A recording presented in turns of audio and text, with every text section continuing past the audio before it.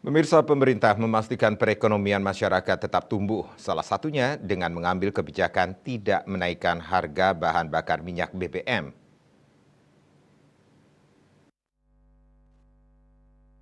Menteri Badan Usaha Milik Negara (BUMN) Erick Thohir di Jakarta seperti dikutip dari kantor berita Antara menyampaikan, keputusan pemerintah untuk tidak menaikkan harga BBM salah satunya karena melihat kondisi rakyat yang sebelumnya mengalami kesulitan lantaran harga beras di sejumlah daerah naik.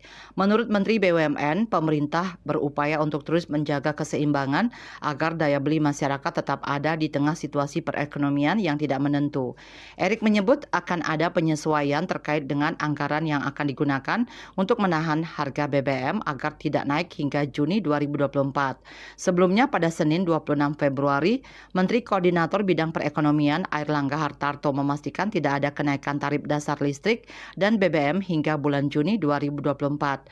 Hal itu, kata Airlangga, menjadi salah satu faktor penyebab melebarnya target defisit fiskal APBN 2024 yang tercatat sebesar 2,29% terhadap PDB sebab subsidi untuk menahan kenaikan harga listrik dan BBM membutuhkan anggaran lebih besar untuk PT Pertamina maupun PT PLN.